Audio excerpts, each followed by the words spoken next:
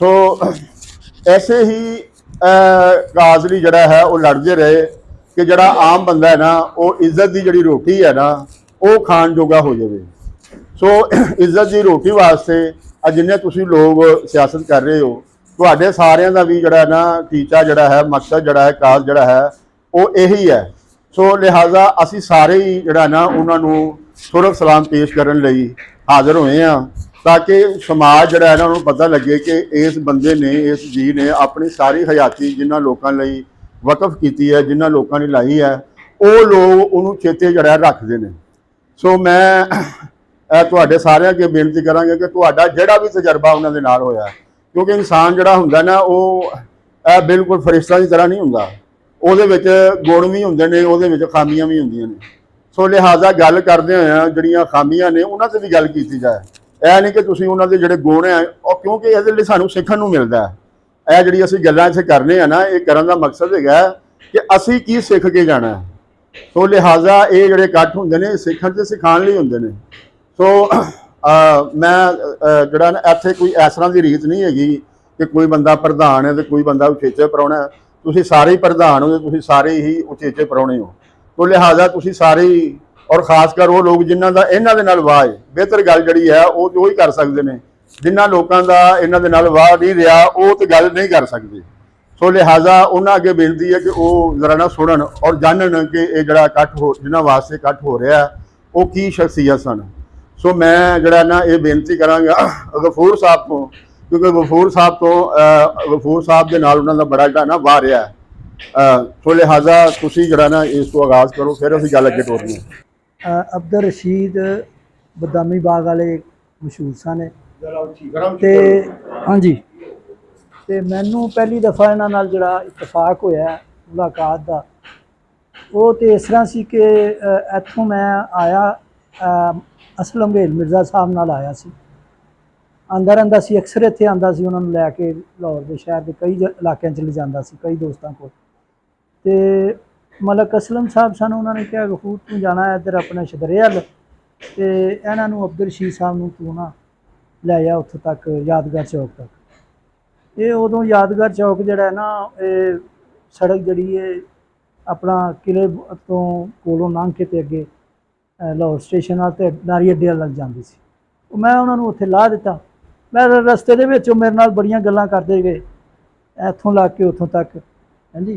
तो कई उन्हों का एक जरा स्टाइल सी वो मुनफरिद स्टाइल सी कि बल्कि वो मैं शायद जरा तुहाडे नाल गया वां हुण ते वो भी उदों भी मैं ऑब्जर्व किया जदों इन्हां दे नाल प्रोग्राम तय करन गए हैं तो उत्थे झगड़े जिहड़े ने ना उस मिसरी शाह के इलाके च बहुत झगड़े हुंदे ने और एक दूसरे नूं गाली गलोच और लोकल सारे लाहौरीए ने उत्थे ज़्यादातर और वो गाली गलोच जिहड़ी ना करदे ने कोई इस तरह ही। और मैं उस तो पहले भी जाता रहा वहाँ मिसरी शाह दे अपना आशिक साहब इत्थे हुंदे सी सोशलिस्ट पार्टी दे उन्हां दे कोल ते मजहर बाट साहब सन उन्हां दे कोल उन्हां दे नाल मैं बड़ी देर रहा वहाँ उत्थे बल्कि उदों मैं हले महकमा तलीम दे विच नहीं सी आया यानी मेरा जॉब कोई नहीं सी ते बस जिया लगदा दौर सी ते उस दौर दे विच मैं कई जगह के उत्ते जांदा आंदा सी ते अक्सर इन्हां दे बारे च मैं कह रहा कि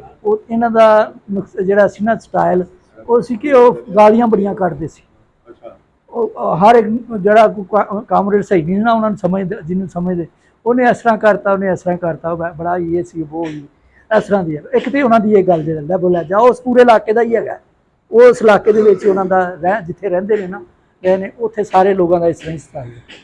बाकी है कि उन्होंने फिर मैं कामरेड शबीर होरां नूं लै गया उन्होंने को है जी वो भी इस तरह होया कि उन्होंने कहा कि मैनू कहते मैं जाता रहिंदा सी एक दो दफ़ा गया तीन चार दफ़ा तो वो कहते कि कल्चर के हवाले नाल सानूं काम करना चाहिए उन्होंने खूबी सी वो समझते सी इस गल नूं ते उन्होंने मैनू कहा तो मैं फिर शबीर होरां नूं गल की क्योंकि मैं इन्हां दे प्रोग्रामां च जांदा सी लूण मंडी च तो मैं उन्होंने कहा कि चलो शबीर जी तुहानूं मिलाइए उन्होंने अब्दुल रशीद होरां नाल जिहड़े कि उत्थे अपना बदामी खोखर रोड के उत्ते रहिंदे ने खोखर चौक उत्थे उन्हां दा कारोबार है बिजनेस है और उन्होंने कार्ल मार्क्स ते अपना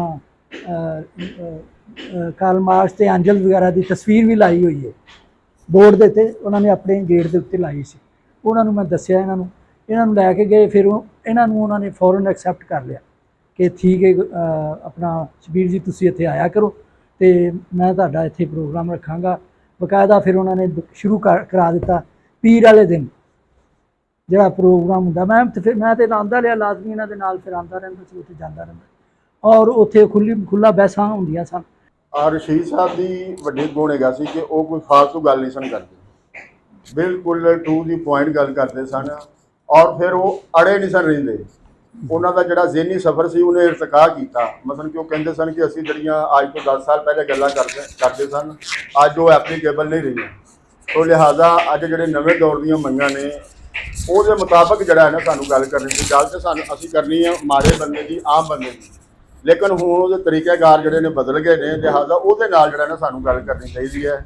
ਲੇਕਿਨ ਆਪਣੀ ਤਬੀਅਤ ਦੇ ਵਿੱਚ ਉਹ ਜਲਾਲੀ ਸਨ, ਹੈ ਜਲਾਲੀ ਸਨ। ਉਹ ਜਲਾਲ 'ਚ ਆ ਕੇ ਤੇ ਹਾਂ ਉਹ ਬਿਲਕੁਲ ਜਿਹੜਾ ਸੀ ਨਾ ਫਿਰ ਇੰਤਹਾ 'ਤੇ ਵੀ ਚਲੇ ਜਾਂਦੇ ਸਨ। ਲੇਕਿਨ ਸਾਰੀ ਜ਼ਿੰਦਗੀ ਆਪਣੇ ਮੌਕਫ 'ਤੇ ਉਹ ਕਾਇਮ ਰਹੇ, ਡਟੇ ਰਹੇ। ਉਹ ਬਿਮਾਰੀ ਦੀ ਹਾਲਤ ਦੇ ਵਿੱਚ ਵੀ ਜਿਹੜਾ ਨਾ ਉਹ ਉਹਨਾਂ ਨੇ ਕੀਤੀ ਸੀ। ਤੇ ਬਿੱਲਾ ਜੀ ਤੁਸੀਂ ਕੋਈ ਗੱਲ ਕਰੋ। ਅੱਛਾ ਜੀ, ਫਿਰ ਰਾਜਾ ਸਾਹਿਬ ਤੁਸੀਂ ਤੇ ਕਾਫੀ ਅਰਸਾ ਗੁਜ਼ਾਰਿਆ ਉਹਨਾਂ ਦੇ ਨਾਲ। ਇਹ ਤੇ ਗੱਲ ਹੋਈ ਸੀ ਕਿ ਰਸ਼ੀਦ ਉਹਨਾਂ ਦੇ ਬਾਰੇ 'ਚ, ਲੇਕਿਨ ਰਸ਼ੀਦ ਉਹਨਾਂ ਦੇ ਯਾਰਾਂ ਦੇ ਬਾਰੇ 'ਚ ਕਿਸ ਤਰ੍ਹਾਂ ਦਾ ਸਾਡਾ ਮਿਲਣ ਜੂਣ ਸੀ, ਕਿਸ ਤਰ੍ਹਾਂ ਅਸੀਂ ਇਕੱਠੇ ਹੁੰਦੇ ਸਾਂ, ਕਿਸ ਤਰ੍ਹਾਂ ਰਲ ਕੇ ਮਾਰਾਂ ਖਾਂਦੇ ਸਾਂ, ਕਿਸ ਤਰ੍ਹਾਂ ਰਲ ਕੇ ਭੁੱਖਾਂ ਕੱਟਦੇ ਸਾਂ ਔਰ ਉਹਨਾਂ ਭੁੱਖਾਂ ਦੇ ਵਿੱਚ ਸਾਂਝ ਕਿਸ ਤਰ੍ਹਾਂ ਹੁੰਦੀ ਸੀ। ਇਹ ਸਾਰੀਆਂ ਗੱਲਾਂ ਜਿਹੜੀਆਂ ਨੇ ਉਹ ਅੱਖਾਂ 'ਚ ਅਥਰੂ ਆ ਜਾਂਦੇ ਨੇ ਕਿ ਅਸੀਂ ਲੋਕਾਂ ਨੇ ਔਰ ਅੱਜ ਜਿਹੜਾ ਜ਼ਮਾਨਾ ਉਹ ਕਿਸ ਤਰ੍ਹਾਂ ਦਾ। ਮਤਲਬ ਬਦਾਮੀ ਬਾਗ ਲਾਹੌਰ ਅੰਦਰੂਨ ਸ਼ਹਿਰ ਤੋਂ ਕੋਈ ਦੂਰ ਨਹੀਂ ਸੀ, ਸ਼ੇਰਾਂ ਵਾਲਾ ਗੇਟ ਸਾਹਮਣੇ ਸੀ। ਅੰਦਰ ਚੂਨਾ ਮੰਡੀ ਦੇ ਵਿੱਚ ਹਕੀਮ ਹੋਰੀ ਵੀ ਮੌਜੂਦ ਸੀ। ਚੂਨਾ ਮੰਡੀ ਦੇ ਅੰਦਰ ਡਾਕਟਰ ਬਸ਼ੀਰ ਵੀ ਮੌਜੂਦ ਸੀ। ਚੂਨਾ ਮੰਡੀ ਦੇ ਵਿੱਚ ਮਲਕ ਅਹਿਮਦ ਅਲੀ ਹੀਰਾ ਵੀ ਮੌਜੂਦ ਸੀ। ਚੂਨਾ ਮੰਡੀ ਦੇ ਅੰਦਰ ਇੰਨੇ ਇਨਕਲਾਬੀ ਔਰ ਜਦੋਜਹਿਦ ਕਰਨ ਵਾਲੇ, ਆਵਾਮ ਨੂੰ ਨਾਲ ਲੈ ਕੇ ਚੱਲਣ ਵਾਲੇ ਔਰ ਲੋਕਾਂ ਦੇ ਦੁੱਖ ਦਰਦ ਦੇ ਵਿੱਚ ਸਾਂਝ ਕਰਨ ਵਾਲੇ ਬੇਪਨਾਹ ਲੋਕ ਸਨ। ਅੱਜ ਸਾਨੂੰ ਯਕੀਨ ਕਰੋ ਉਹ ਲੋਕ ਨਹੀਂ ਮਿਲਦੇ, ਨਜ਼ਰ ਆਉਂਦੇ। ਉਹਨਾਂ ਦਾ ਫਿਰ ਸਾਹਮਣੇ ਜਿਹੜੇ ਗੇਟੋਂ ਪਾਰ ਹੋਣਾ ਤੇ ਰਸ਼ੀਦ ਨੇ ਥੱਲੇ ਬੈਠੇ ਹੋਣਾ। ਮੈਂ ਜਰਾ ਉਹਦੇ ਨਾਲ ਫਰੈਂਕ ਹੈਗਾ ਸਾਂ ਤੇ ਮੈਂ ਰਸ਼ੀਦ ਸਾਹਿਬ ਜਾਂ ਉਹ ਨਹੀਂ ਕਰਾਂਗਾ ਕਿ ਰਸ਼ੀਦ ਨੇ ਸਾਹਮਣੇ ਬੈਠੇ ਹੋਣਾ। ਔਰ ਇੱਕ ਦੌਰ ਸਾਡਾ ਇਹ ਵੀ ਸੀ ਕਿ ਰੇਲਵੇ ਵਰਕਰ ਯੂਨੀਅਨ ਤੋਂ ਇੱਕ ਛੋਟਾ ਜਿਹਾ ਤੁਹਾਨੂੰ ਮੁਜ਼ਾਹਰਾ ਦੱਸਣਾ, ਭੁੱਖ ਨੰਗ ਦਾ, ਕਿ ਟੁਰੇ ਆ ਰਹੇ ਆ ਤੇ ਜਲਸਾ ਜਲੂਸ ਕਰਨਾ ਤੇ ਰੋਟੀ ਦੀ ਪਰਵਾਹ ਨਹੀਂ, ਕਿਸੇ ਸਵਾਰੀ ਦੀ ਪਰਵਾਹ ਨਹੀਂ। ਅੱਜ ਤੇ ਹੁੰਦਾ ਗੱਡੀਆਂ ਲੈ ਲਓ ਤੇ ਚਲਦੇ ਚਲਦੇ ਤੇ ਮੇਰੇ ਇੱਕ ਕਜ਼ਨ ਸੀ ਰਾਜਾ ਨੂਰ ਅਹਿਮਦ, ਉਹਨੂੰ ਰੁਪਈਏ ਦਾ ਠੀਪਾ ਲੱਭ ਗਿਆ ਔਰ ਬਜਾਏ ਇਸ ਦੇ ਲੁਕਾਉਣ ਦੇ ਉਹਨੇ ਕਿ ਕੰਮ ਬਣ ਗਿਆ। ਕਮਰ ਯੋਰਸ਼ ਸੀ, ਰਸ਼ੀਦ ਸਾਹਿਬ ਸਨ। ਮੈਨੂੰ ਹੁਣ ਯਾਦ ਆਉਂਦਾ ਉਹ ਅਸੀਂ ਇਕੱਠੇ ਉੱਥੇ ਰੋਟੀ ਵੀ ਖਾਧੀ ਉਹਦੇ ਉੱਤੇ ਔਰ ਠੀਕ ਠਾਕ ਇੰਜੋਏ ਕੀਤਾ। ਇਸ ਤਰ੍ਹਾਂ ਦੇ ਵੀ ਸਾਡੇ ਤੇ ਉੱਤੇ ਵੇਲੇ ਗੁਜ਼ਰੇ ਨੇ ਤੇ ਤੰਗੀ ਤੁਰਸ਼ੀ ਦੇ। ਔਰ ਉਹਦੇ ਵਿੱਚ ਅਬਦੁਲ ਰਸ਼ੀਦ ਸਾਡਾ ਸਾਥੀ ਐਸਾ ਬੰਦਾ ਸੀ ਜਿਸ ਨੇ ਹਰ ਇੱਕ ਦੀ ਜਿਹੜੀ ਇਹ ਮਦਦ ਕੀਤੀ ਔਰ ਬੜੀ ਖਾਮੋਸ਼ੀ ਦੇ ਨਾਲ ਕੀਤੀ। ਹੱਤਾਂ ਕਿ ਬੜੇ ਬੜੇ ਨਾਮਵਰ ਪੜ੍ਹੇ ਜਿਹੜੇ ਪੈਸੇ ਵਾਲੇ ਲੋਕ ਸੀ, ਅਗਰ ਉਹਨਾਂ ਦੀ ਵੀ ਤੰਗ ਦਸਤੀ ਆਉਂਦੀ ਸੀ ਤੇ ਰਸ਼ੀਦ ਜਿਹੜਾ ਉਹਨਾਂ ਨਾਲ ਖਲੋਤਾ ਹੁੰਦਾ ਸੀ। ਇੱਕ ਦੌਰ ਉਹ ਵੀ ਆਇਆ ਕਿ ਯਾਦ ਕਰਨ ਵਾਲੇ ਸਾਡੇ ਮਾਸਟਰ ਰਮਜ਼ਾਨ ਸੀ, ਉੱਥੇ ਟੇਲਰ ਮਾਸਟਰ ਆਸ਼ੁਕ ਹੁਸੈਨ ਸਾਹਿਬ ਸਨ ਤੇ ਸਾਰੀ ਦਿਹਾੜੀ ਰਾਤੀ ਬਹਿਸਾਂ ਹੋਣੀਆਂ ਅਜ਼ੀਜ਼ ਰੋਡ ਮਿਸਰੀ ਸ਼ਾਹ। ਫਿਰ ਇੱਕ ਜ਼ਮਾਨਾ ਉਹ ਵੀ ਆਇਆ ਕਿ ਜੀ ਇਹ ਕਾਫਰ ਨੇ, ਇਹਨਾਂ ਨੂੰ ਅੱਗ ਲਾ ਦਿਓ। ਉਸ ਲੜਾਈ ਨੂੰ ਵੀ ਇਜਤਮਾਈ ਤੌਰ ਤੇ ਲੜਿਆ ਔਰ ਰਸ਼ੀਦ ਦਾ ਉਹਦੇ ਵਿੱਚ ਬਹੁਤ ਵੱਡੀ ਕੰਟਰੀਬਿਊਸ਼ਨ ਸੀ, ਬਹੁਤ ਵੱਡੀ। ਵੇਖਣ ਵਾਲੀ ਸੀ ਕਿ ਉਹ ਬੰਦੇ ਡਟ ਗਏ। ਔਰ ਫਿਰ ਸਾਡੇ ਨਾਲ ਮੌਲਾਨਾ ਅਹਿਮਦ ਅਲੀ ਲਾਹੌਰੀ, ਉਹਨਾਂ ਨੇ ਬਕਾਇਦਾ ਸਾਨੂੰ ਸਪੋਰਟ ਕੀਤਾ। ਉਹ ਜਿਹੜੇ ਠੇਕੇ ਵਾਲੇ ਮੌਲਵੀ ਸਨ ਜਾਂ ਬਦਦਿਆਨਤ ਮੌਲਵੀ ਸਨ, ਉਹਨਾਂ ਦਾ ਸਾਥ ਅਗਰ ਉਹਨਾਂ ਨੂੰ ਤੋੜਿਆ, ਉਹਨਾਂ ਨੂੰ ਖ਼ਤਮ ਕੀਤਾ ਤੇ ਇਹ ਮੌਲਾਨਾ ਅਹਿਮਦ ਅਲੀ ਲਾਹੌਰੀ ਕਿੰਨੇ ਇੱਕ ਵੱਡੇ ਸਿੱਕੇ ਬੰਦ ਸਨ। ਉਹਨਾਂ ਨੂੰ ਵੀ ਪਤਾ ਸੀ ਕਿ ਸੱਚਾ ਕੌਣ ਹੈ, ਸਾਫ਼ ਕੌਣ ਹੈ। ਭਾਵੇਂ ਉਹ ਕਿਸੇ ਨੂੰ ਮੰਨਦਾ ਨਹੀਂ ਮੰਨਦਾ, ਉਹ ਇਹ ਬਿਦਤਾਂ ਨਹੀਂ ਮੰਨਦਾ, ਉਹ ਕਿਸੇ ਦਾ ਚੁੱਕ ਕੇ ਤੇ ਖ਼ਤਮ ਕਰਾਉਣ ਵਾਸਤੇ ਤਿਆਰ ਨਹੀਂ ਗਿਆ, ਲੇਕਿਨ ਕਿਸੇ ਦਾ ਖਾਣ ਵਾਸਤੇ ਵੀ ਤਿਆਰ ਨਹੀਂ ਗਾ। ਸੱਚਾ ਤੇ ਜਿਹੜਾ ਖਰਾ ਬੰਦਾ ਉਹ ਇਹ ਨੇ। ਉਹਨਾਂ ਨੇ ਸਾਥ ਦਿੱਤਾ। ਉਹਨਾਂ ਦਾ ਅਬੈਦੁੱਲਾ ਅਨਵਰ, ਫਿਰ ਅਸੀਂ ਉਹਨਾਂ ਨੂੰ ਵੀ ਲਿਆਂਦਾ ਐਫਰੋ ਏਸ਼ੀਅਨ ਦੇ ਵਿੱਚ, ਐਫਰੋ ਏਸ਼ੀਅਨ ਸੋਲੀਡੈਰਿਟੀ ਦਾ ਉਹਨਾਂ ਨੇ ਚੇਅਰਮੈਨ ਬਣਾਇਆ। ਤੇ ਰਸ਼ੀਦ ਸਾਹਿਬ ਨੇ ਬੰਦੇ ਪੈਦਾ ਕੀਤੇ ਨੇ, ਬੰਦਿਆਂ ਨਾਲ ਵਿਗਾੜ ਨਹੀਂ ਪਾਇਆ।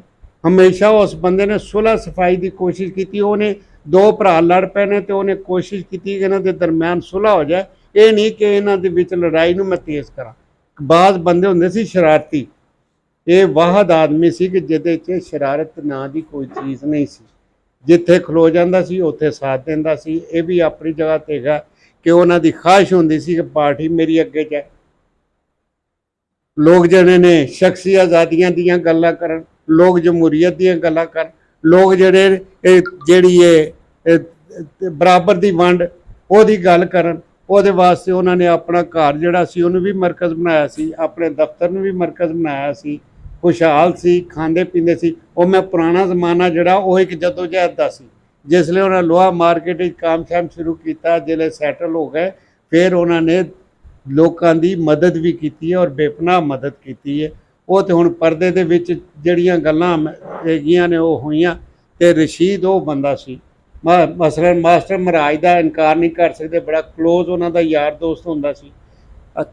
ਅਲੱਗ ਵੀ ਹੁੰਦੇ ਸੀ ਤੇ ਜਿਸਲੇ ਕੋਈ ਨਾ ਕੋਈ ਵੇਲਾ ਹੁੰਦਾ ਸੀ ਤੇ ਸਾਂਝ ਵੀ ਉਹਨਾਂ ਦੀ ਵੇਖਣ ਵਾਲੀ ਸੀ ਕਿ ਕਿਸ ਤਰ੍ਹਾਂ ਹਕੀਮ ਯੂਸਫ ਸਾਹਿਬ ਦਾ ਇੱਕ ਬੈਠਾ ਆ ਚੇਲਾ, ਉਹ ਬੜੇ ਦਬੰਗ ਬੰਦੇ ਸਨ।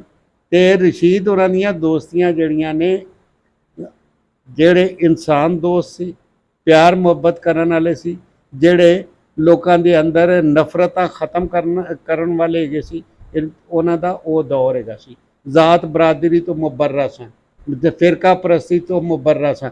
ਇਸ ਤੋਂ ਬਾਅਦ ਐਡਾ ਇੱਥੇ ਹਨੇਰਾ ਪਿਆ ਜੋ ਜ਼ਿਆਉਲ ਹੱਕ ਨੇ ਜ਼ਾਤ ਬਰਾਦਰੀ ਵੀ ਪਾਈ, ਮਜ਼ਹਬ ਵੀ ਕੀਤੇ, ਹੱਤਾਂ ਕਿ ਲੋਕਾਂ ਦੇ ਕਬਰਸਤਾਨ ਵੀ ਵੱਖਰੇ ਕਰ ਦਿੱਤੇ। ਤੇ ਰਸ਼ੀਦ ਉਹ ਸੀ ਜਿਹੜਾ ਕਿ ਇਨਸਾਨੀਅਤ ਨੂੰ ਇਕੱਠਾ ਕਰਨ ਵਾਲਾ ਸੀ ਔਰ ਉਹ ਸਦੀਆਂ ਯਾਦ ਰਹੇਗਾ। ਮਤਲਬ ਬੜੀ ਖੁਸ਼ੀ ਹੈ ਕਿ ਉਹਨਾਂ ਦੇ ਸਪੂਤ ਨੇ ਉਹ ਅੱਗੇ ਲੈ ਕੇ ਉਹਨਾਂ ਦੇ ਮਕਸਦ ਨੂੰ ਟੁਰਨਾ ਚਾਹੁੰਦੇ ਨੇ। ਤੇ ਯਕੀਨ ਕਰੋ ਬੇਟਾ, ਮੈਨੂੰ ਤੁਹਾਡੇ ਤੇ ਬਹੁਤ ਖੁਸ਼ੀ ਹੋਈ ਹੈ ਕਿ ਕਮ ਅਜ਼ ਕਮ ਜਿਹੜਾ ਉਹਨਾਂ ਨੇ ਦੀਵਾ ਬਾਲਿਆ ਸੀ ਉਹਦੀ ਲੋੜ ਨੂੰ ਬਚਾਉਣ ਵਾਲਾ ਤੇ ਅੱਗੇ ਪਹੁੰਚਾਉਣ ਵਾਲਾ ਬੰਦਾ ਆ ਗਿਆ। ਮੈਂ ਇਸ ਤੋਂ ਵੱਡੀ ਖੁਸ਼ੀ ਦੀ ਗੱਲ ਕੋਈ ਨਹੀਂ। ਅਸੀਂ ਤੁਹਾਨੂੰ ਖਾਹਿਸ਼ ਕਰਾਂਗੇ ਕਿ ਤੁਸੀਂ ਆਓ ਇੱਥੇ ਸਾਡੇ ਨਾਲ ਜਿਹੜਾ ਹੈਗਾ ਰਲਤ ਕਰੋ ਤੇ ਇਸ ਮਕਸਦ ਨੂੰ ਅਸੀਂ ਅੱਗੇ ਲਿਜਾਣ ਵਾਲੇ ਬਣੀਏ। ਬਸ ਮੈਂ ਇਹੋ ਹੀ ਚੰਦ ਮਾਰੂਜ਼ਾਤ ਸਨ ਜਿਹੜੀਆਂ ਕਰਨੀਆਂ ਸਨ। ਦੇ ਨਾਲ ਜਿਹੜਾ ਹੈ ਉਹਨਾਂ ਦੀ ਹਯਾਤੀ ਬਾਰੇ ਚਾਨਣ ਪਾਇਆ ਹੈ, ਕਿਉਂਕਿ ਇਹ ਆਪਣੀ ਜ਼ਿਆਦਾ ਵੇਲਾ ਜਿਹੜਾ ਹੈ ਉਹ ਇਹਨਾਂ ਦੇ ਸੱਜਣਾਂ ਦੇ ਨਾਲ ਹੀ ਉਹਨਾਂ ਦਾ ਗੁਜ਼ਰਿਆ ਹੈ। ਤੇ ਜਿਹੜਾ ਮੇਰਾ ਉਹਨਾਂ ਦੇ ਨਾਲ ਜਿਹੜਾ ਤਜਰਬਾ ਰਿਹਾ ਤਕਰੀਬਨ 10 ਸਾਲ ਦੇ ਉੱਤੇ ਜਿਹੜਾ ਨਾ ਰਿਹਾ ਹੈ। ਉਹਨਾਂ ਨੇ ਮੈਨੂੰ 1 ਸਾਲ ਜਿਹੜਾ ਨਾ ਅਜ਼ਮਾਇਆ, 1 ਸਾਲ ਉਹਨਾਂ ਨੇ ਮੇਰੇ ਫੇਰੇ ਲਵਾਏ ਨੇ ਔਰ 1 ਸਾਲ ਤੋਂ ਬਾਅਦ ਉਹਨਾਂ ਨੇ ਕਿਹਾ ਵੀ ਹਾਂ ਹੁਣ ਤੂੰ ਜਿਹੜਾ ਨਾ ਕੰਮ ਕਰ ਸਕਦਾ। ਮਤਲਬ ਦੇਖੋ ਉਹਨਾਂ ਦੀ ਮੈਰਿਟ ਸਨ, ਉਹ ਐਵੇਂ ਹੀ ਹਰ ਇੱਕ ਬੰਦੇ ਦੇ ਨਾਲ ਨਹੀਂ ਸਨ ਚੱਲਦੇ ਕਿ ਜਿਹੜਾ ਬੰਦਾ ਮੂੰਹ ਚੁੱਕ ਕੇ ਗਿਆ ਉਹਨਾਂ ਦੇ ਨਾਲ ਚੱਲਦੇ ਸਨ। ਪਹਿਲੇ ਉਹ ਸਵਾਲ ਜਵਾਬ ਕਰਦੇ ਸਨ, ਪੁੱਛਦੇ ਸਨ, ਨਜ਼ਰੀਆਤ ਦੇ ਬਾਰੇ ਪੁੱਛਦੇ, ਨਜ਼ਰੀਆਤ ਉੱਤੇ ਗੱਲ ਕਰਦੇ ਸਨ। ਔਰ ਉਹਨਾਂ ਦੀ ਯਾਦਦਾਸ਼ਤ ਜਿਹੜੀ ਹੈ ਨਾ, ਚੇਤਾ ਜਿਹੜਾ ਉਹਨਾਂ ਦਾ ਉਹ ਬੜਾ ਪੱਕਾ ਸੀ ਕਿ ਇੰਡੀਆ ਦੇ ਪੁਰਾਣੇ ਲੋਕਾਂ ਦੇ ਨਾਂ ਜਿਹੜੇ ਨੇ ਉਹਨਾਂ ਨੂੰ ਯਾਦ ਸਨ ਔਰ ਸਾਨੂੰ ਨਹੀਂ ਯਾਦ ਹੈਗੇ ਬਿਲਕੁਲ। ਅਸੀਂ ਹਾਲਾ ਪੜ੍ਹਿਆ ਵੀ ਸੀ ਲੇਕਿਨ ਮੈਨੂੰ ਬਿਲਕੁਲ ਯਾਦ ਨਹੀਂ ਸੀ। ਔਰ ਇੱਕ ਗੱਲ ਜਿਹੜੀ ਉਹਨਾਂ ਨੇ ਕੀਤੀ ਕਿ ਉਹ ਮਦਦ ਕਰਦੇ ਸਨ। ਉਹਨਾਂ ਨੇ ਮੈਨੂੰ ਇਹ ਗੱਲ ਕਹੀ 1 ਸਾਲ ਤੋਂ ਬਾਅਦ ਕਿ ਤੂੰ ਜਿਹੜਾ ਵੀ ਪ੍ਰੋਗਰਾਮ ਕਰੇ, ਜੇ ਪੈਸੇ ਤੇਰੇ ਥੁੜ ਜਾਣ ਤੇ ਮੇਰੇ ਕੋਲ ਆ ਕੇ ਲੈ ਜਾ ਕਰ। ਔਰ ਅਗਰ ਤੈਨੂੰ ਬਾਹਰ ਜਾਣ ਦੀ ਕੋਈ ਪ੍ਰੋਬਲਮ ਹੈ ਕਿਰਾਏ ਭਾੜੇ ਦੀ, तो भी ਤੂੰ ਮੇਰੇ ਕੋਲ ਆ ਕੇ ਲੈ ਜਾ ਕਰ। ਲੇਕਿਨ ਇਹ ਕੰਮ ਨਹੀਂ ਰੁਕਣਾ ਚਾਹੀਦਾ, ਇਹ ਕੰਮ ਜਿਹੜਾ ਨਾ ਪੈਸੇ ਕੋਲੋਂ ਨਹੀਂ ਰੁਕਣਾ ਚਾਹੀਦਾ। ਸੋ ਮੈਂ ਹੁਣ ਜਿਹੜਾ ਨਾ ਬੇਨਤੀ ਕਰਾਂਗਾ ਜਨਾਬ ਮਕਸੂਦ ਹਮਦਾਨੀ ਸਾਹਿਬ, ਕਿ ਇੱਥੇ ਕਾਫੀ ਜ਼ਿਆਦਾ ਦੋਸਤ ਉਹ ਨੇ ਕਿ ਜਿਹੜੇ ਸਰਮਾਇਆਦਾਰੀ ਨਿਜ਼ਾਮ ਦੇ ਖਿਲਾਫ ਲੜਨ ਲਈ ਆਪਣੀਆਂ ਜਾਨਾਂ ਜਿਨ੍ਹਾਂ ਨੇ ਵਕਫ ਕੀਤੀਆਂ ਹੋਈਆਂ ਔਰ ਉਹਨਾਂ ਨੇ ਵੀ ਆਪਣੀ ਜਾਨ ਪੂਰੀ ਜ਼ਿੰਦਗੀ ਜਿਹੜੀ ਹੈ ਇਹਦੇ ਉੱਤੇ ਵਕਫ ਕੀਤੀ ਹੋਈ ਸੀ। ਜਿਹਦੇ ਵਿੱਚ ਸਾਦਰ ਜਦੋਂ ਮੈਂ ਉਹਨਾਂ ਕੋਲ ਗਿਆ, ਕਿਉਂਕਿ ਜਿਹੜੇ ਸਾਡੇ ਕਾਮਰ ਆਦਮ ਨੇ ਉਹਨਾਂ ਦਾ ਤਲਕ ਹੈ, ਸ਼ਬੀਰ ਜੀ ਨਾਲ ਮੇਰਾ ਵੀ ਬੜਾ ਪੁਰਾਣਾ ਤਲਕ ਹੈ, ਲੇਕਿਨ ਉਹਨਾਂ ਦੇ ਤਲਕ ਤੋਂ ਅਸੀਂ ਉੱਥੇ ਗਏ ਹਾਂ ਕਿ ਯਾਰ ਤੁਸੀਂ ਮਜ਼ਦੂਰਾਂ ਦਾ ਕੰਮ ਕਰ ਰਹੇ ਹੋ ਤਾਂ ਮੇਰੇ ਕੋਲ ਆਓ, ਬੈਠੋ, ਗੱਲਬਾਤ ਕਰੋ, ਮਜ਼ਦੂਰਾਂ ਦੇ ਉੱਤੇ ਕੀ ਕੰਮ ਕਰਨਾ ਹੈ, ਕਿਵੇਂ ਅੱਗੇ ਵਧਣਾ ਹੈ। ਤੇ ਅਸੀਂ ਸਮਝਦੇ ਹਾਂ ਕਿ ਯਾਰ ਉਹਨਾਂ ਨੇ ਜਿਹੜੀ ਪੂਰੀ ਜ਼ਿੰਦਗੀ ਆਪਣੀ ਇਸ ਮਜ਼ਦੂਰਾਂ ਦੇ ਰਾਹ 'ਚ ਲਾਈ ਹੈ, ਉਹ ਸਾਡੇ ਲਈ ਇੱਕ ਮਸ਼ਲੇ ਰਾਹ ਹੈ। ਅਸੀਂ ਵੀ ਕੋਸ਼ਿਸ਼ ਕਰੀਏ, ਕਿਉਂ ਜੀ ਇਹ ਬਜ਼ੁਰਗ ਹਜੇ ਤੱਕ ਮੈਨੂੰ ਨਜ਼ਰ ਆਉਂਦੇ ਨੇ ਕਿ ਜਿਹੜੇ ਹਜੇ ਤੱਕ ਇਸ ਕੰਮ ਦੇ ਵਿੱਚ ਖਲੋਤੇ ਹੋਏ ਨੇ, ਲੱਗੇ ਹੋਏ ਨੇ ਕਿ ਯਾਰ ਅਸੀਂ ਹਾਰ ਨਹੀਂ ਮੰਨਣੀ। ਜਾਣੀ ਕਿ ਜਦੋਂ ਰੂਸ ਦਾ ਇਨਹਦਾਮ ਹੋਇਆ, ਸੋਵੀਅਤ ਯੂਨੀਅਨ ਦਾ ਇਨਹਦਾਮ ਹੋਇਆ, ਉਹਦੇ ਬਾਅਦ ਤੇ ਕਾਫੀ ਜ਼ਿਆਦਾ ਲੋਕ ਤੇ ਤੁਹਾਨੂੰ ਪਤਾ ਵੈਸੇ ਹੀ ਇੱਕ ਕਿਸਮ ਦੇ ਉਹ ਮਿਲ ਕੇ ਡਿਸਾਰਡ ਹੋ ਗਏ, ਮਾਯੂਸ ਹੋ ਗਏ, ਐਨਜੀਓਜ਼ਮ 'ਚ ਚਲੇ ਗਏ, ਖਤਮ ਕਰਕੇ ਉਹਨਾਂ ਨੇ ਕਿਹਾ ਸ਼ਾਇਦ ਮਜ਼ਦੂਰ ਸਿਆਸਤ ਖਤਮ ਹੀ ਹੋ ਗਈ।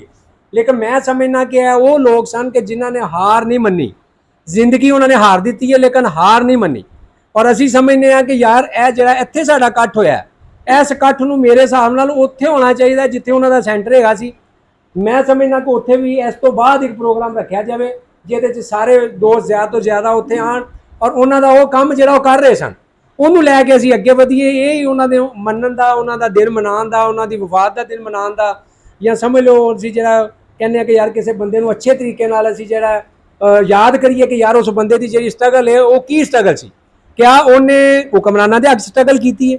ਕਿਆ ਉਹਨੇ ਸਰਮਾਇਆਦਾਰਾਂ ਦੇ ਹੱਕ 'ਚ ਸਟਰਗਲ ਕੀਤੀ ਹੈ? ਕਿਆ ਉਹਨੇ ਜ਼ਗੀਰਦਾਰਾਂ ਦੇ ਹੱਕ 'ਚ ਸਟਰਗਲ ਕੀਤੀ ਹੈ? ਨਹੀਂ, ਉਹਨੇ ਮਜ਼ਦੂਰ ਤਬਕੇ, ਮਿਹਨਤਕਸ਼ ਤਬਕੇ ਤੇ ਮਿਹਨਤ ਦੇ ਹੱਕ 'ਚ ਸਟਰਗਲ ਕੀਤੀ ਹੈ, ਪੂਰੀ ਜ਼ਿੰਦਗੀ ਸਟਰਗਲ ਕੀਤੀ।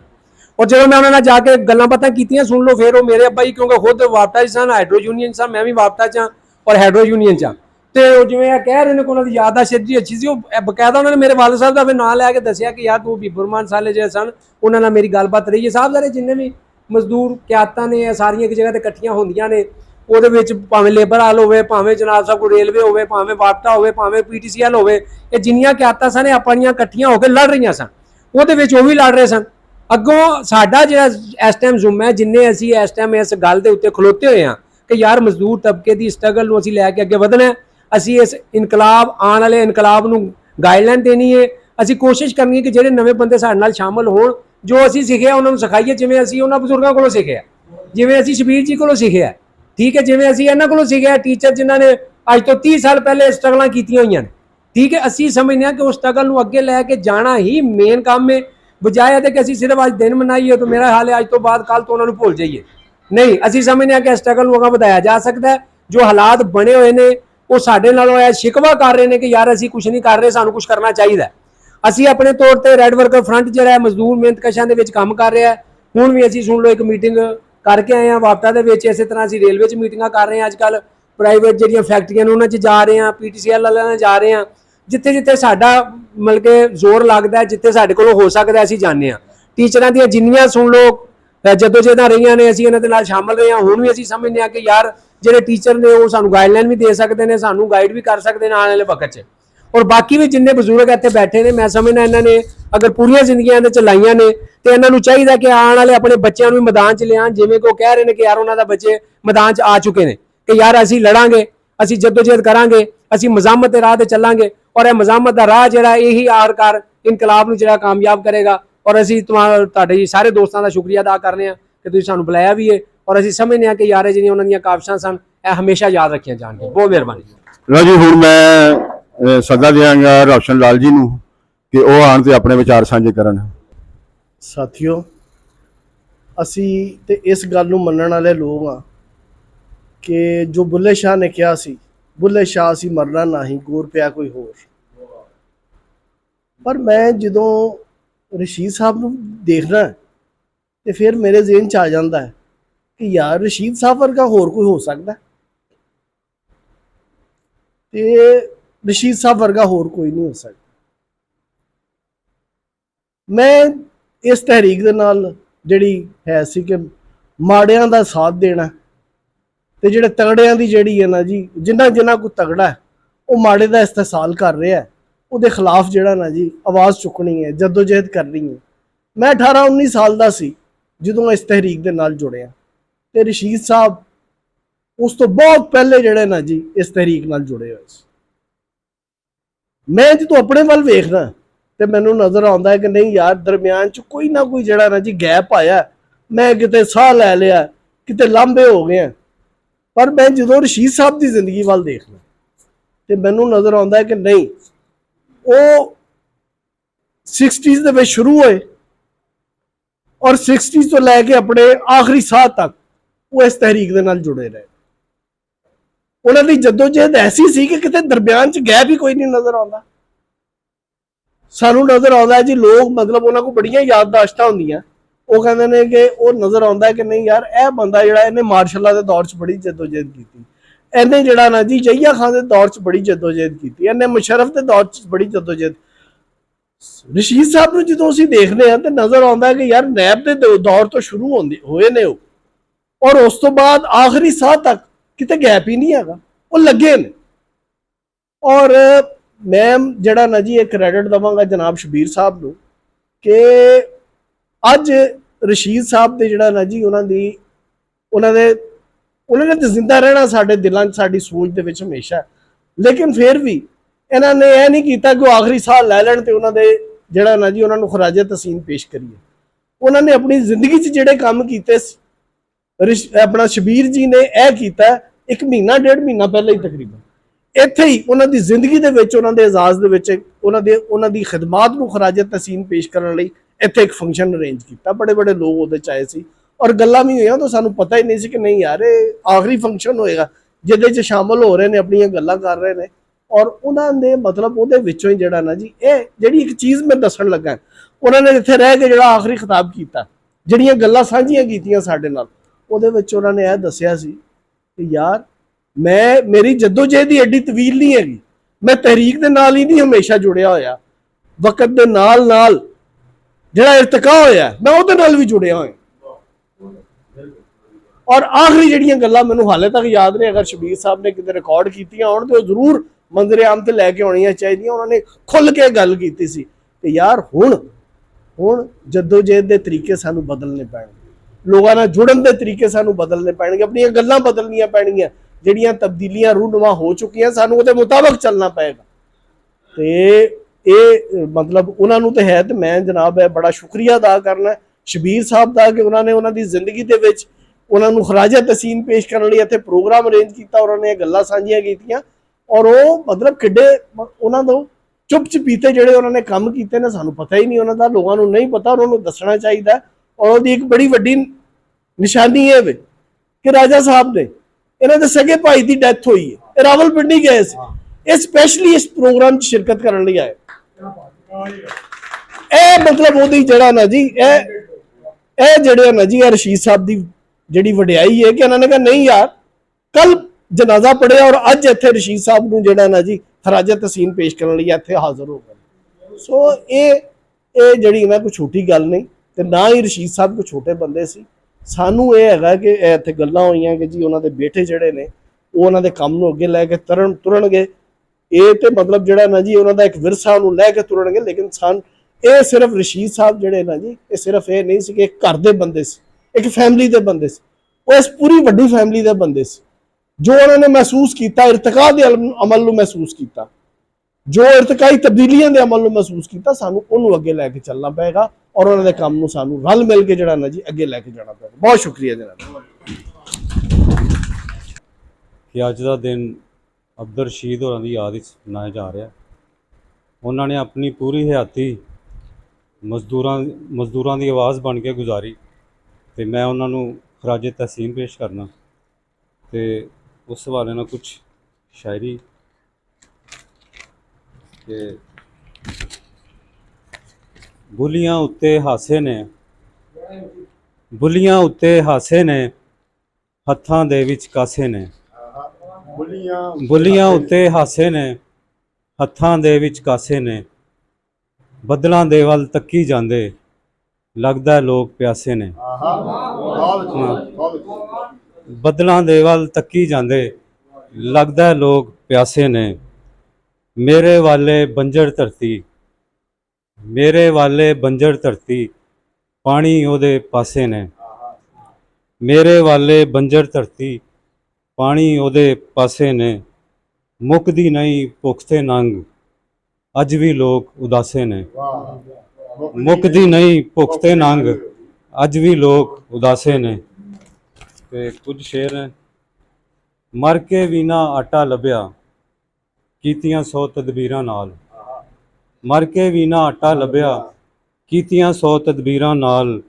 ਗਵਾਹੀ ਭੁੱਖ ਦੀ ਦੇਣੀ ਪੈਂਦੀ, ਅੱਜ ਲਹੂ ਦੀਆਂ ਲਕੀਰਾਂ ਨਾਲ। ਮਰ ਕੇ ਵੀ ਨਾ ਆਟਾ ਲੱਭਿਆ, ਕੀਤੀਆਂ 100 ਤਦਬੀਰਾਂ ਨਾਲ। ਗਵਾਹੀ ਭੁੱਖ ਦੀ ਦੇਣੀ ਪੈਂਦੀ, ਅੱਜ ਲਹੂ ਦੀਆਂ ਲਕੀਰਾਂ ਨਾਲ। ਚਮੜੀ ਦਮੜੀ ਖੋਹ ਲੈਂਦੇ, ਜ਼ਾਲਮ ਇੱਥੇ ਹਾਕਮ ਨੇ। ਚਮੜੀ ਦਮੜੀ ਖੋਹ ਲੈਂਦੇ, ਜ਼ਾਲਮ ਇੱਥੇ ਹਾਕਮ ਨੇ। ਪਾਲੋ ਗਾਲਿਚ ਕਾਸੇ ਹੁਣ ਟੁਰ ਚਲੀਏ ਫਕੀਰਾਂ ਨਾਲ। ਚਮੜੀ ਦਮੜੀ ਖੋ ਲੈਂਦੇ ਜ਼ਾਲਮ ਇੱਥੇ ਹਾਕਮ ਨੇ, ਪਾਲੋ ਗਾਲਿਚ ਕਾਸੇ ਹੁਣ ਟੁਰ ਚਲੀਏ ਫਕੀਰਾਂ ਨਾਲ। ਤੇ ਕਿੰਨੇ ਕਿੰਨੇ ਜੀਬਾਂ ਕੱਟੀਆਂ ਸਨ ਸੱਚ ਦੀ ਬੋਲੀ ਬੋਲਣ ਤੇ, ਕਿੰਨੇ ਜੀਬਾਂ ਕੱਟੀਆਂ ਸਨ ਸੱਚ ਦੀ ਬੋਲੀ ਬੋਲਣ ਤੇ ਕਿੰਨੇ ਸਾਡੇ ਪੈਰ ਬੰਨੇ ਜ਼ੁਲਮ ਦੀਆਂ ਜ਼ੰਜੀਰਾਂ ਨਾਲ। ਤੇ ਸਾਤੋਂ ਟੁੱਕਰ ਖੋ ਕੇ ਤੂੰ ਸਾਡੀ ਭੁੱਖ ਅਜ਼ਮਾਨਾ ਏ, ਸਾਤੋਂ ਟੁੱਕਰ ਖੋ ਕੇ ਤੂੰ ਸਾਡੀ ਭੁੱਖ ਅਜ਼ਮਾਨਾ ਏ। ਮਹਿਲ ਮਨਾਰੇ ਢਹਿ ਜਾਂਦੇ, ਮਹਿਲ ਮਨਾਰੇ ਢਹਿ ਜਾਂਦੇ ਸਬਰ ਦੀਆਂ ਸ਼ਮਸ਼ੀਰਾਂ ਨਾਲ।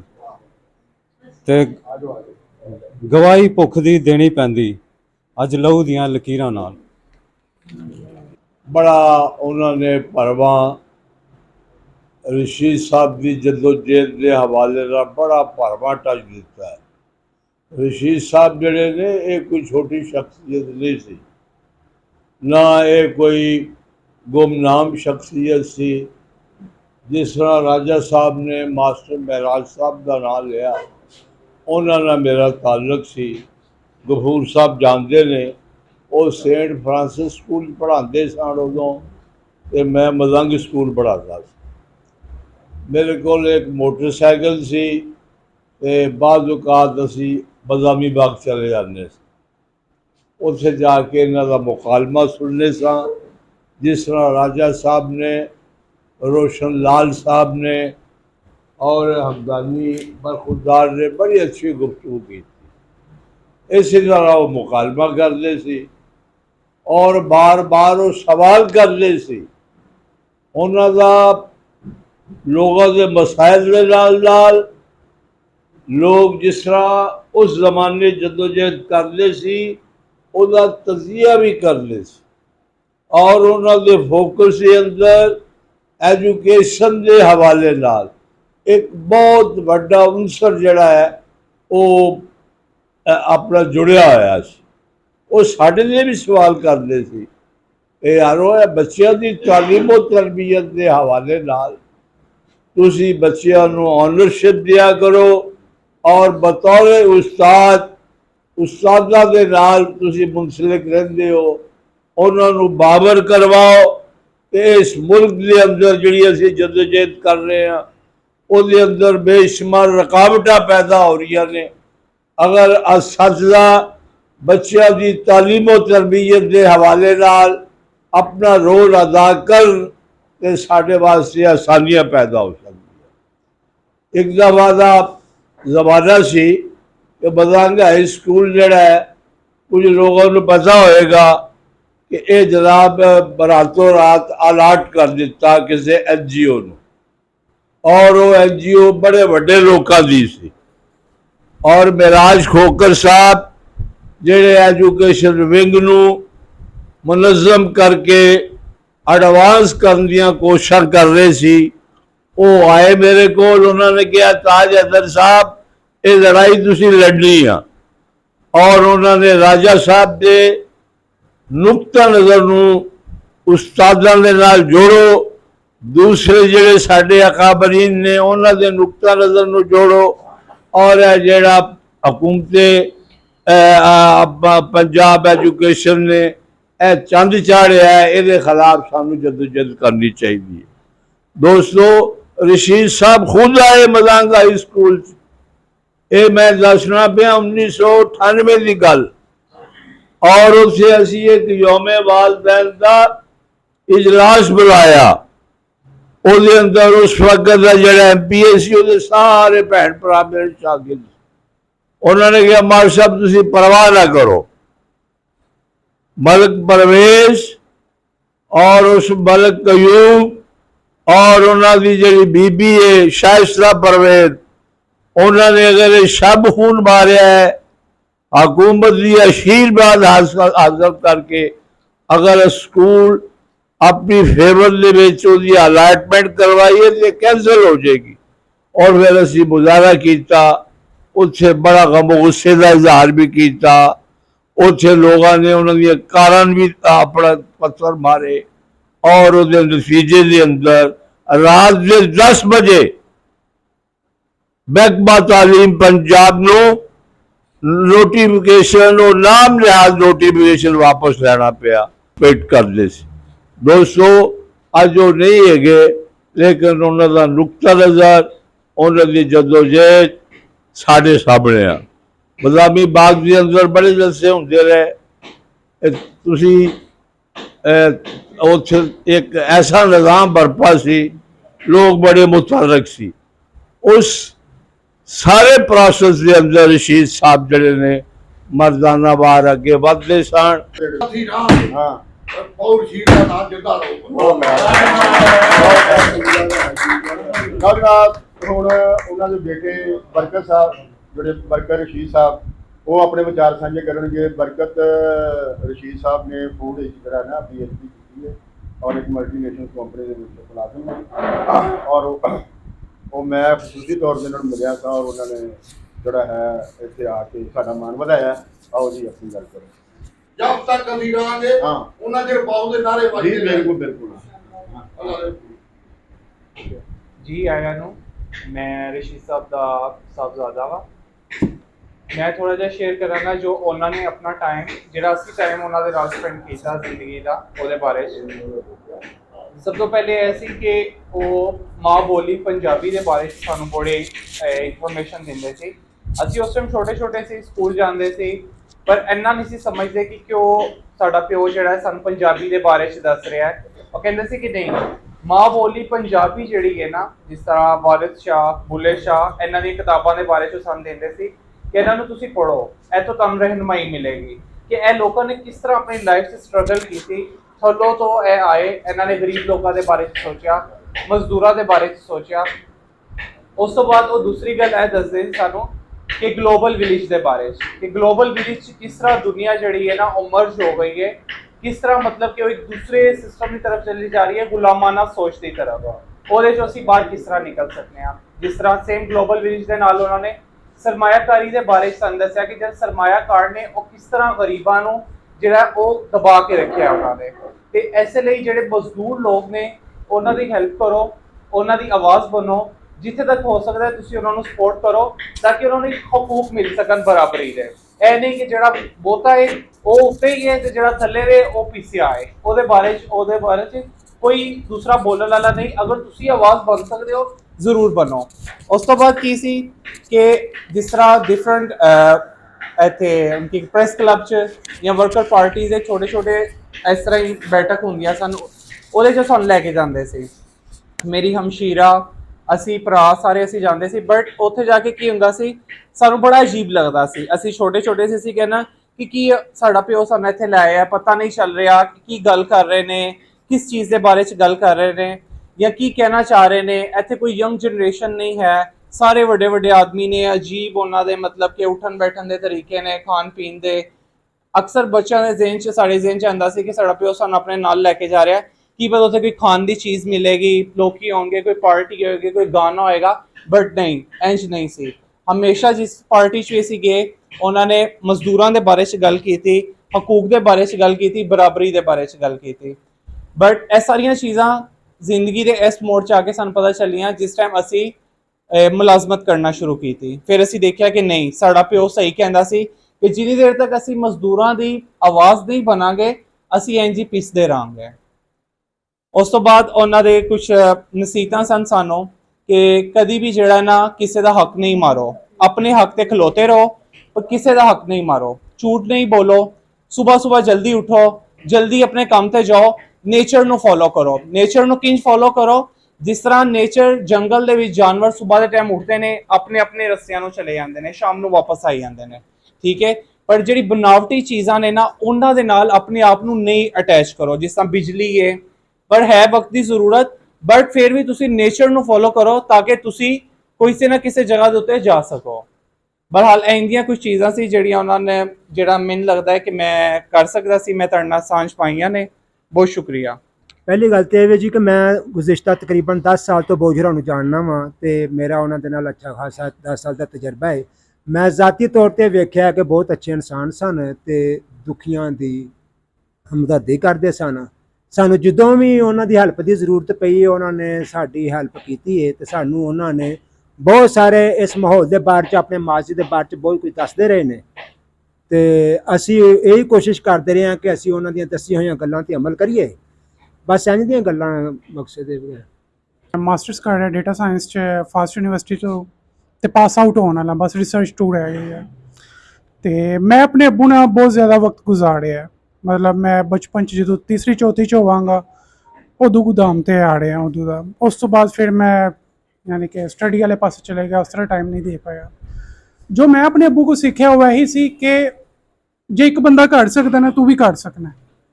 ਉਹਨਾਂ ਨੇ ਕਿਹਾ ਸੁਬਹ ਉੱਠੋ ਜਾਓ ਕੰਮ ਤੇ, ਭਾਵੇਂ ਬਿਮਾਰ ਨੇ ਭਾਵੇਂ ਸਿਹਤਮੰਦ ਨੇ ਭਾਵੇਂ ਬਾਰਿਸ਼ ਹੈ ਭਾਵੇਂ ਕੁਛ ਵੀ ਹੈ, ਉਹਨਾਂ ਨੇ ਜੋ ਟਾਈਮ ਰੱਖਿਆ ਉਸ ਟਾਈਮ ਤੇ ਪਹੁੰਚ ਜਾਣਾ। ਉਸ ਤੋਂ ਬਾਅਦ ਦੂਸਰੀ ਇਹ ਗੱਲ ਸੀ, ਅੱਬੂ ਕਦੀ ਝੂਠ ਨਹੀਂ ਬੋਲਦੇ ਸੀ ਨਾ ਸੁਣਦੇ ਸਨ। ਜੋ ਬੜ ਬੈਨਰ ਵੀ ਲੱਗਿਆ ਤੁਸੀਂ ਉੱਤੇ ਪੜ੍ਹੋਗੇ ਕਿ ਅੱਬੂ ਨੇ ਲਿਖਿਆ ਹੈ ਸੱਚ ਬੋਲੋ ਤੇ ਸੱਚ ਸੁਣੋ। ਜਿਵੇਂ ਕਾਰਲ ਮਾਰਕਸ ਨੇ ਬੋਲਿਆ, ਐਂਜਲਸ ਨੇ ਬੋਲਿਆ ਤੇ ਬਾਕੀਆਂ ਨੇ ਬੋਲਿਆ, ਜੋ ਮਰਜ਼ੀ ਹੋਏਗਾ ਤੁਸੀਂ ਜੇ ਅਲੱਗਾ ਹੋ ਜਾਂਦੇ ਹੋ ਕੋਈ ਗੱਲ ਨਹੀਂ, ਲੇਕਿਨ ਸੱਚ ਬੋਲੋ, ਸੱਚ ਤੋਂ ਕਦੀ ਨਾ ਪਿੱਛੇ ਹੋਵੋ। ਦੂਸਰੇ ਨੰਬਰ ਤੇ ਜੋ ਸਭ ਤੋਂ ਵੱਡੀ ਚੀਜ਼ ਮੈਂ ਆਪਣੇ ਅੱਬੂ 'ਚ ਦੇਖੀ ਸੀ ਉਹ ਬਰਦਾਸ਼ਤ ਸੀ।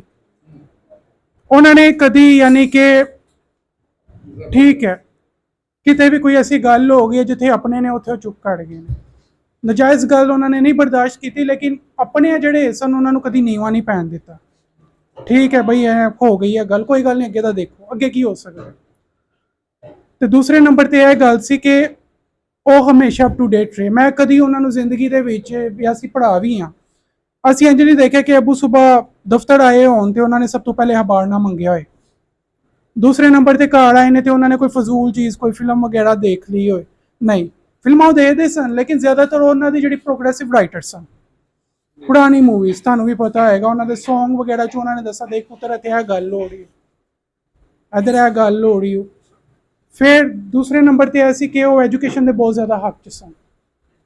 ਉਹ ਚਾਹੁੰਦੇ ਸਨ ਕਿ ਐਜੂਕੇਸ਼ਨ ਹੀ ਜਿਹੜੀ ਹੈ ਨਾ ਉਹ ਤੁਹਾਨੂੰ ਅੱਗੇ ਲਿਜਾ ਸਕਦੀ ਹੈ, ਉਹੀ ਤੁਹਾਨੂੰ ਅਗਾਹੀ ਦੇ ਸਕਦੀ ਹੈ ਕਿ ਤੁਹਾਡੇ ਨਾਲ ਕੀ ਜ਼ਿਆਦਤੀਆਂ ਹੁੰਦੀਆਂ ਨੇ।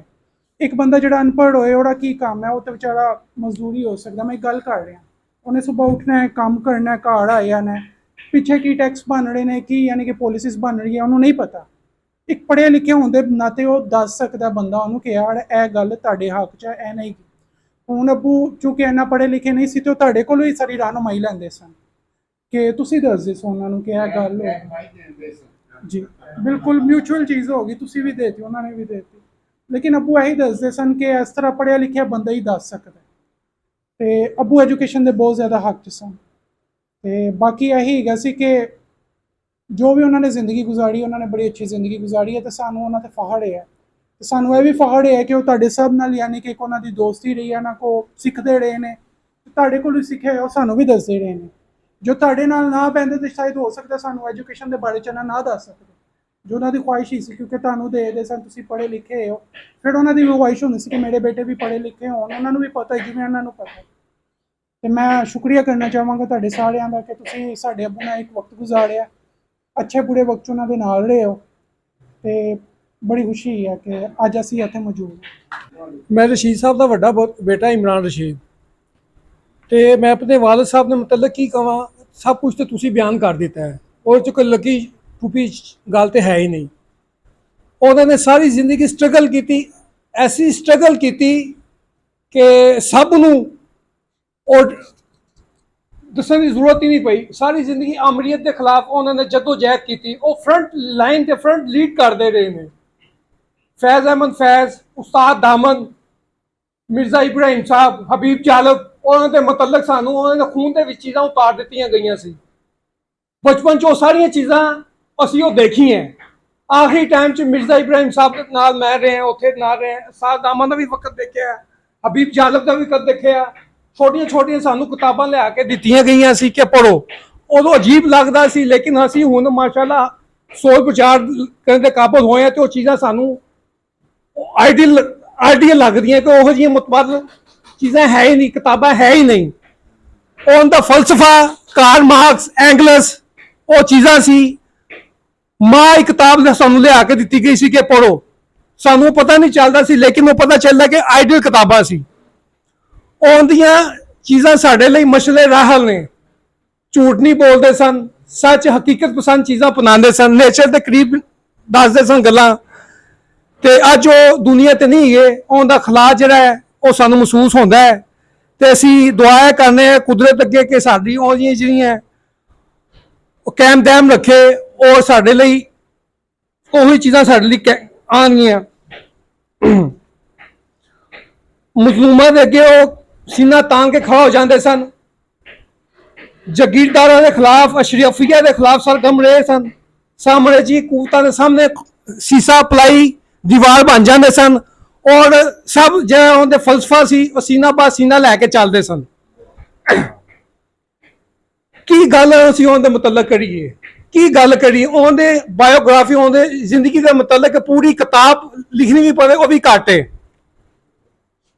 ਉਹਨਾਂ ਦੀ ਫਲਸਫਾ ਇੰਝ ਸੀ ਕਿ ਹੋਲੀ ਵਰਡਸ ਜਿਹੜੇ ਨੇ ਇਸ ਤਰ੍ਹਾਂ ਹੀ ਉਹਦੇ ਮੁਤਾਬਿਕ ਹੈ ਜ਼ਿੰਦਗੀ। ਉਹ ਸਭ ਨੂੰ ਨਾਲ ਲੈ ਕੇ ਜੁੜ ਕੇ ਜ਼ਿੰਦਗੀ ਗੁਜ਼ਾਰਦੇ ਸਨ। ਬਦਾਮੀ ਬਾਗ ਦੇ ਵਿੱਚ ਉਹਨਾਂ ਨੇ ਆਪਣੀ ਜ਼ਿੰਦਗੀ ਦਾ ਆਗਾਜ਼ ਸ਼ੁਰੂ ਕੀਤਾ, ਫਿਰ ਉਹਨਾਂ ਨੇ ਆਪਣੀ ਫੈਕਟਰੀ 'ਚ ਢਲਾਈ ਦਾ ਕੰਮ ਕਰਦੇ ਸਨ। ਤੇ ਕੀ ਕੁਛ ਉਹ ਵਕਤ ਸੀ, ਗੋਲਡਨ ਵਕਤ ਸੀ। ਕਈ ਸਾਥੀ ਸਨ ਜਿਹੜੇ ਦੁਨੀਆ 'ਚ ਨਹੀਂ ਗਏ, ਜਿਹੜੇ ਰਹਿ ਗਏ ਨੇ, ਅੱਲਾਹ ਤਾਲਾ ਉਹਨੂੰ ਜ਼ਿੰਦਗੀ ਅਤਾ ਫਰਮਾਵੇ, ਉਹਦਾ ਸਾਇਆ ਸਾਡੇ ਤੇ ਵੀ ਬਕਾਇਰ ਸਾਥੀਆਂ ਦੇ ਕਾਇਮ ਦੈਮ ਰੱਖੇ, ਸਾਡੀ ਦੁਆ ਵੇ। ਤੇ ਇੱਕ ਵਾਕਿਆ ਸੀ ਕਿ ਸਰਦੀਆਂ ਦੀ ਇੱਕ ਰਾਤ ਸੀ, ਤਕਰੀਬਨ 1:30-2 ਵਜੇ ਦਾ ਟਾਈਮ ਸੀ ਤੇ ਛੱਤ ਤੇ ਸੋ ਰਹੇ ਸਾਂ। ਸਾਡੇ ਸਾਹਮਣੇ ਰੇਲਵੇ ਲਾਈਨਾਂ ਚੱਲ ਰਹੀਆਂ ਸੀ ਤੇ ਇੱਕ ਮੁਸਾਫਰ ਸੀ, ਉਹ ਉਤਰ ਕੇ ਜਾ ਰਿਹਾ ਸੀ ਤੇ ਪਿੱਛੇ ਕਿਸੇ ਡਾਕੂਆਂ ਨੇ ਲੁੱਟਣ ਦੀ ਗਰਜ਼ ਦੇ ਵਿੱਚ ਉਹਨੂੰ ਪੇਟ ਦੇ ਵਿੱਚ ਚਾਕੂ ਮਾਰ ਕੇ ਜ਼ਖਮੀ ਕਰ ਦਿੱਤਾ ਗਿਆ। ਤੇ ਕੋਈ ਵੀ ਅੱਗੇ ਆਉਣ ਨੂੰ ਕੋਸ਼ਿਸ਼ ਨਹੀਂ ਕਰ ਰਿਹਾ ਸੀ। ਅੱਬੂ ਸਨ, ਉਹ ਧੋਤੀ ਉਹਨਾਂ ਨੇ ਪਾਈ ਸੀ, ਰਾਤ ਦੇ ਟਾਈਮ ਗਏ ਨੇ ਖੁਦ ਹੀ, ਤੇ ਲਹੂ ਵਹਾਨ ਸੀ ਉਹ, ਤੇ ਖੁਦ ਹੀ ਉਹਨੂੰ ਜੱਫਾ ਜੁਫਾ ਪਾ ਪੂ ਕੇ ਉਹਨੂੰ ਤਬੀ ਇਮਦਾਦ ਦਿੱਤੀ ਹੈ। ਤੇ ਫਿਰ ਉਸ ਤੋਂ ਬਾਅਦ ਰਕਸ਼ਾ ਹੀ ਪਾ ਕੇ ਹਸਪਤਾਲ 'ਚ ਲੈ ਕੇ ਗਏ ਨੇ, ਤੇ ਇਸ ਤਰ੍ਹਾਂ ਉਹਨਾਂ ਦੀ ਜਾਨ ਜਿਹੜੀ ਬਖਸ਼ੀ ਹੋਈ ਹੈ। ਇਸ ਤਰ੍ਹਾਂ ਬੇਸ਼ੁਮਾਰ ਵਾਕਿਆਤ ਨੇ ਜਿਹੜਾ ਅਸੀਂ ਡਿਸਕਸ਼ਨ ਨਹੀਂ ਕਰ ਸਕਦੇ। ਤੁਹਾਡੇ ਸਾਰੇ ਜਿਹੜੇ ਸਾਥੀਆਂ ਨੂੰ ਪਤਾ ਹੀ ਕਿਹੋ ਜਿਹੇ ਬੰਦੇ ਸਨ, ਕਿਹੋ ਜਿਹੇ ਇਨਸਾਨੀਅਤ ਕੰਮ ਕਰਦੇ ਸਨ। ਹਰ ਤਬਕਾ ਇਹ ਫਿਕਰ ਦੇ ਨਾਲ ਤਾਲੁਕ ਰੱਖਦੇ ਸਨ, ਹਰ ਕਿਸੇ ਨੂੰ ਆਪਣੇ ਸੀਨੇ ਨਾਲ ਜੁੜ ਕੇ ਰੱਖਦੇ ਸਨ, ਔਰ ਫਲਸਫਾ ਇਨਸਾਨੀਅਤ ਦੀ ਭਲਾਈ ਦਾ ਫਰੋਗ ਦਾ ਹੀ ਦਿੰਦੇ ਸਨ, ਦਰਸ ਦਿੰਦੇ ਸਨ। ਕਿਸੇ ਵੀ ਤਬਕੇ ਦਾ ਹੈਗਾ ਸੀ, ਇਹ ਨਹੀਂ ਕਿ ਮੁਸਲਮਾਨਾਂ ਨਾਲ, ਹਰ ਤਬਕੇ ਦੇ ਨਾਲ ਊਚ ਨੀਚ ਦੀ ਭਲਾਈ ਦੀਆਂ ਗੱਲਾਂ ਕਰਦੇ ਸਨ, ਆਪਣੇ ਨਾਲ ਸਭ ਨੂੰ ਜੋੜ ਕੇ ਰੱਖਦੇ ਸਨ। ਤੇ ਬੇਸ਼ੱਕ ਉਹ ਦੁਨੀਆ ਤੋਂ ਚਲੇ ਗਏ ਨੇ, ਲੇਕਿਨ ਉਹਦੀਆਂ ਯਾਦਾਂ ਤਾਂ ਦਮ ਸਾਡੇ ਦਿਲੋਂ ਦਿਮਾਗ 'ਚ ਰਹਿਣਗੀਆਂ। ਤੇ ਪੁਰਾਣੇ ਲਾਹੌਰ ਦੀਆਂ ਗੱਲਾਂ ਕਰਦੇ ਹੁੰਦੇ ਸਨ, ਪੁਰਾਣੇ ਲੋਕਾਂ ਦੀਆਂ ਗੱਲਾਂ ਕਰਦੇ ਸਨ। ਤੇ ਪੁਰਾਣਾ ਲਾਹੌਰ ਜ਼ਾਹਿਰ ਇੱਕ ਉਹਨੇ ਇੱਕ ਵਕਤ ਦੇਖਿਆ, ਇੱਕ ਜ਼ਮਾਨਾ ਦੇਖਿਆ ਉਹਨਾਂ ਨੇ, ਉਹ ਗੱਲਾਂ ਕਰਦੇ ਸਨ। ਤੇ ਉਹੀ ਚੀਜ਼ਾਂ ਸਾਡੇ ਦਿਲੋਂ ਦਿਮਾਗ 'ਚ ਉਤਰੀ ਹੈ। ਤੇ ਸਾਡਾ ਬਾਪ ਤੇ ਸਾਡੇ ਲਈ ਆਈਡੀਅਲ ਸੀ।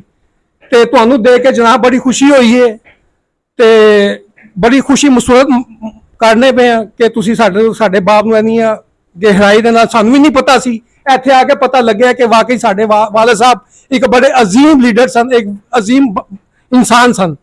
ਤੇ ਤੁਹਾਡੀ ਬੜੀ ਮਿਹਰਬਾਨੀ, ਬਹੁਤ ਸ਼ੁਕਰੀਆ ਤੁਹਾਡਾ। ਅੱਲਾਹ ਤੁਹਾਨੂੰ ਕਾਇਮ ਦੈਮ ਰੱਖੇ, ਔਰ ਤੁਹਾਡਾ ਸਾਇਆ ਸਾਡੇ ਤੇ ਸਾਡੇ ਬਾਲ ਬੱਚਿਆਂ ਦੇ ਕਾਇਮ ਦੈਮ ਰੱਖੇ। ਕਾਮਰੇਡ ਅਬਦੁਲ ਰਸ਼ੀਦ ਜੀ ਆਵਾਮੀ ਵਰਕਰ ਪਾਰਟੀ ਦੇ ਆਗੂ ਸਨ।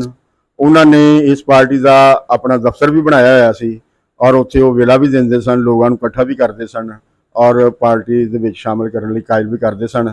ਤੇ ਆਖਰ ਤੇ ਮੈਂ ਜਨਾਬ ਅਮਜਦ ਰਸ਼ੀਦ ਸਦੀਕੀ ਸਾਹਿਬ ਨੂੰ ਸੱਦਾ ਦਿਆਂਗਾ ਕਿ ਇਹ ਫਾਈਨਾਂਸ ਸੈਕਟਰੀ ਨੇ ਆਵਾਮੀ ਵਰਕਰ ਪਾਰਟੀ ਦੇ, ਤੇ ਇਹ ਆਪਣੇ ਵਿਚਾਰ ਸਾਂਝੇ ਕਰਨ। ਜੀ ਦੋਸਤੋ, मैं कामरेड अब्दुल रशीद ਨੂੰ ਕੋਈ ਜਾਣਦਾ ਤੇ ਨਹੀਂ ਇੰਨਾ ਜ਼ਿਆਦਾ, ਲੇਕਿਨ ਬਜ਼ੁਰਗਾਂ ਕੋਲੋਂ ਸੁਣੇ ਨੇ, ਔਰ ਉਹਨਾਂ ਦੇ ਸਾਥੀ ਬੈਠੇ ਨੇ, ਉਹਨਾਂ ਨੇ ਸਭ ਨੇ ਜ਼ਿਕਰ ਕਰ ਦਿੱਤਾ ਹੈ, ਤੇ ਉਹਨਾਂ ਦੀ ਔਲਾਦ ਨੇ ਵੀ ਉਹਨਾਂ ਦੇ ਬਾਰੇ ਦੱਸ ਦਿੱਤਾ ਹੈ। ਤੇ ਅੱਜ ਆਵਾਮੀ ਵਰਕਰ ਪਾਰਟੀ ਦੇ ਸਦਰ ਸਾਹਿਬ ਜਿਹੜੇ ਸਾਨੂੰ ਬਹੁਤ ਮਸਰੂਫ ਸਨ, ਕਿਉਂਕਿ ਕਸੂਰ ਦੇ ਵਿੱਚ ਸਾਡਾ ਜਿਹੜਾ ਯੂਨਿਟ ਸੀ ਉੱਥੋਂ ਦਾ, ਉਹਦੀ ਅੱਜ ਤਸ਼ਕੀਲ ਹੋ ਰਹੀ ਹੈ। ਉਹ ਉੱਥੇ ਗਏ ਨੇ, ਤੇ ਜਿਹਦੀ ਵਜ੍ਹਾ ਤੋਂ ਉੱਥੇ ਆ ਨਹੀਂ ਸਕੇ। ਤੇ ਆਬਦਾ ਚੌਧਰੀ ਜਿਹੜੇ ਪੰਜਾਬ ਦੇ ਜਨਰਲ ਸੈਕਟਰੀ ਸਨ, ਉਹ ਵੀ ਉੱਥੇ ਹੀ ਮੌਜੂਦ ਨੇ। ਤੇ ਇਹ ਜ਼ਿੰਮੇਵਾਰੀ ਆਵਾਮੀ ਵਰਕਰ ਪਾਰਟੀ ਵੱਲੋਂ ਮੈਨੂੰ ਹੀ ਦਿੱਤੀ ਗਈ ਹੈ। ਤੇ ਆਵਾਮੀ ਵਰਕਰ ਪਾਰਟੀ ਵੱਲੋਂ ਅਸੀਂ ਕਾਮਰੇਡ ਅਬਦੁਲ ਰਸ਼ੀਦ ਨੂੰ ਭਰਪੂਰ ਖਰਾਜ ਤਹਿਸੀਨ ਪੇਸ਼ ਕਰਨੇ ਆ, ਤੇ ਉਹਨਾਂ ਦੇ ਬੱਚਿਆਂ ਨੂੰ ਵੀ ਅਸੀਂ ਇਸ ਉਮੀਦ ਨਾਲ ਖਰਾਜ ਤਹਿਸੀਨ ਪੇਸ਼ ਕਰਦੇ ਹਾਂ ਕਿ ਉਹਨਾਂ ਨੇ ਆਪਣੇ ਵਾਲਿਦ ਸਾਹਿਬ ਦਾ ਜਿਹੜਾ ਕੰਮ ਸੀ ਉਹਨੂੰ ਅੱਗੇ ਵਧਾਉਣ ਦਾ ਇਰਾਦਾ ਕੀਤਾ ਹੈ। ਤੇ ਮੈਂ ਆਵਾਮੀ ਵਰਕਰ ਪਾਰਟੀ ਵੱਲੋਂ ਇਹ ਅਨਾਉਂਸ ਕਰਾਂਗਾ ਕਿ ਅਸੀਂ ਬਦਾਮੀ ਬਾਗ ਵਾਲਾ ਯੂਨਿਟ ਜਿਹੜਾ ਅਸੀਂ ਆਬਾਦ ਰੱਖਾਂਗੇ, ਔਰ ਕੋਸ਼ਿਸ਼ ਕਰਾਂਗੇ ਕਿ ਅਸੀਂ ਹਰ ਮਹੀਨੇ ਇੱਕ ਅਸੀਂ ਮੀਟਿੰਗ ਅਸੀਂ ਉੱਥੇ ਵੀ ਰੱਖੀ ਆਵਾਮੀ ਵਰਕਰ ਪਾਰਟੀ ਪੂਰੀ ਜਿਹੜੀ ਹੈ ਲਾਹੌਰ ਦੀ ਜਿਹੜੀ ਉੱਥੇ ਮਹੀਨੇ ਦੇ ਵਿੱਚ ਇੱਕ ਮੀਟਿੰਗ ਰੱਖਿਆ ਕਰੇਗੀ। ਦੂਸਰਾ ਉਹਨਾਂ ਨੂੰ ਜਿਹੜਾ ਅਸੀਂ ਇੱਥੇ ਖਰਾਜ ਤਹਿਸੀਨ ਪੇਸ਼ ਕਰ ਰਹੇ ਹਾਂ ਉਹਨਾਂ ਦੇ ਖਿਦਮਾਤ ਦੇ ਐਵਜ਼ ਅਸੀਂ ਇੱਕ ਇਕੱਠ ਜਿਹੜਾ ਹੈ ਆਵਾਮੀ ਵਰਕਰ ਪਾਰਟੀ ਜਿਹੜੀ ਹੈ ਬਦਾਮੀ ਬਾਗ ਵੀ ਰੱਖੇਗੀ ਔਰ ਇਹਦਾ ਫੈਸਲਾ ਉਹਨਾਂ ਦੇ ਬੇਟੇ ਜਾਂ ਉਹਨਾਂ ਦੇ ਜਿਹੜੇ ਉੱਥੋਂ ਦੇ ਯੂਨਿਟ ਚਲਾਉਣ ਵਾਲੇ ਨੇ ਉਹ ਡੇਟ ਦੇਣਗੇ ਸਾਨੂੰ ਔਰ ਅਸੀਂ ਇਨਸ਼ਾਅੱਲਾ ਉੱਥੇ ਉਹਨਾਂ ਵਾਸਤੇ ਭਰਪੂਰ ਕੋਸ਼ਿਸ਼ ਕਰਾਂਗੇ ਕਿ ਸਾਰੇ ਸਾਥੀਆਂ ਨਾਲ ਸ਼ਾਮਲ ਹੋਈਏ ਤੇ ਉਹਨਾਂ ਦੇ ਮਿਸ਼ਨ ਨੂੰ ਅਸੀਂ ਜਾਰੀ ਉਸਾਰੀ ਰੱਖੀਏ। ਸ਼ੁਕਰੀਆ।